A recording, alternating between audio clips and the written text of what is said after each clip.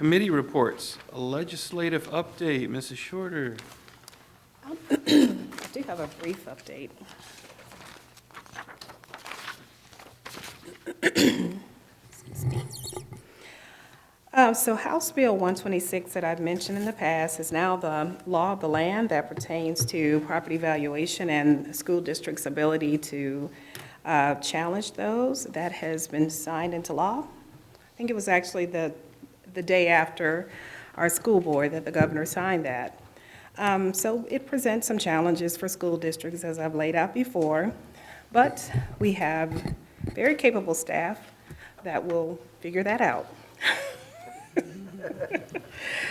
I did want to take a second to mention a bill that has been proposed in the House. It is HB 616 or 616.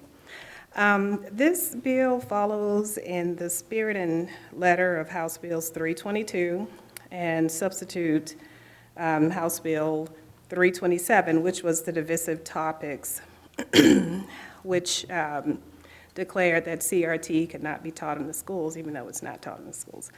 HB 616 is a relatively new bill that adds to that language, but it also talks about banning discussions about sexual orientation and gender, K through third, in all public schools and some private schools.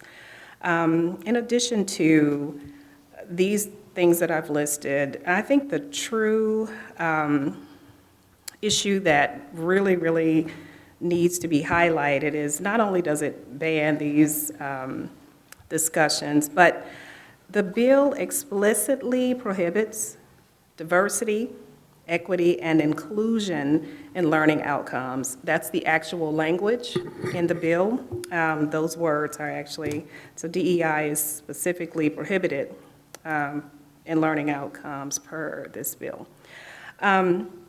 I want to mention that Cincinnati Public Schools did vote for a resolution condemning the language of HB 616.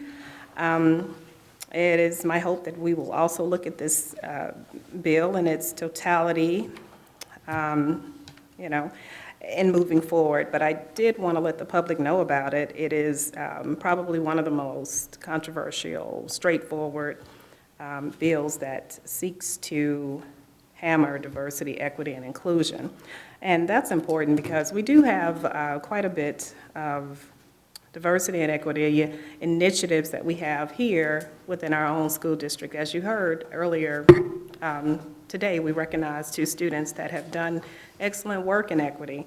So these things have an impact. They have a real-world impact on us. And these bills that are proposed have to be discussed. They have to be at least brought to the public's attention because it is important.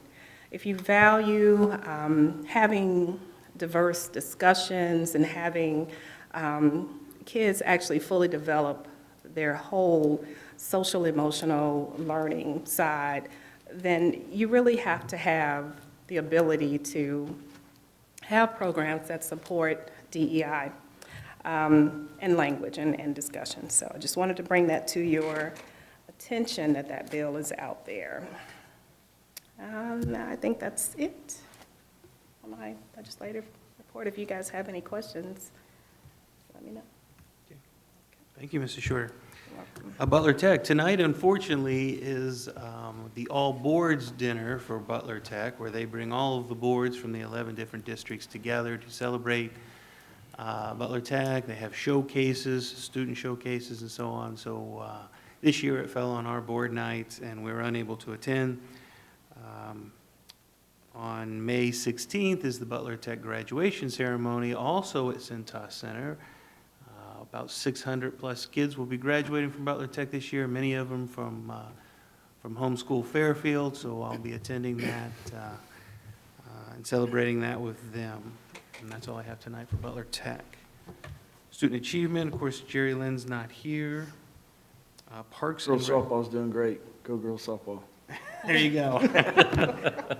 Student achievement, thank you, Mr. Clark. Now would you like to do Parks and Recreation? Sure, yeah.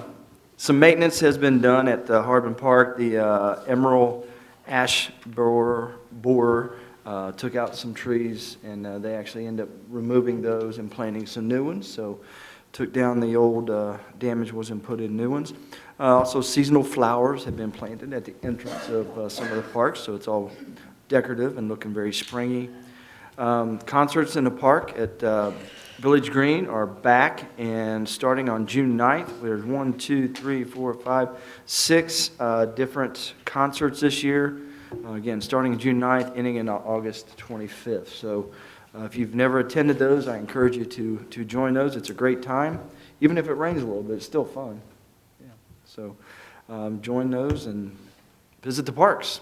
That's what I have for today. Construction still going on at Harbin Park? Yes. Yep.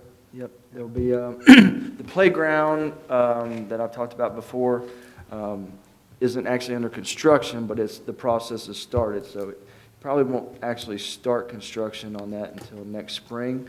But the approval to do it, the bid was approved, and the approval to start it, blueprints and those are all ready to roll out. But the actual deconstruction and construction of the new park there by the volleyball to the old playground unit at Harbin Park will be next summer. Did I see is the pavilion, I guess would be the right word for it, is that started construction at the top of the hill? Yes. Yeah, you've seen that, haven't you? Yeah. So they poured the footers for the one shelter was tore down, and they've got the foundation poured to build the new shelter there, which should house about 200 people. It has one wall, but there'll be a fireplace in the middle that you'll be able to see through. But the thought process, instead of having several little ones with 25 or 30 people that it would hold, have one large one that will hold a large venue. So it's going to be really, really nice, and that will overlook that area that kids sled ride on. Sled, right, yeah. My sledding days are probably over, but it'll be a great thing when it's all The done. long walk up that hill. It is. It's not the trip down, it's the walk up. Planning Commission, do you have something there, Mr. Smith? I do. Spoke with, or communicated via email with Mr. Robertson, board's representative, on the commission. He wanted to let the board know that a preliminary plat was approved, Marshall Homes subdivision on Pleasant Avenue. It is just a 7-lot subdivision, so very, very small. That is on the east side of Pleasant Avenue, 200 feet south of Reeser Road and across from the Emerald Lake subdivision. So nothing really for the board to act on, just more of an FYI. So again, and again, that is a preliminary plat, 7 lots. So as he provides us with any additional updates in the future, I will certainly keep the board updated as well. The topography of that area there just doesn't seem conducive to 7 lots, nor the egress and ingress of a new cut onto the road there.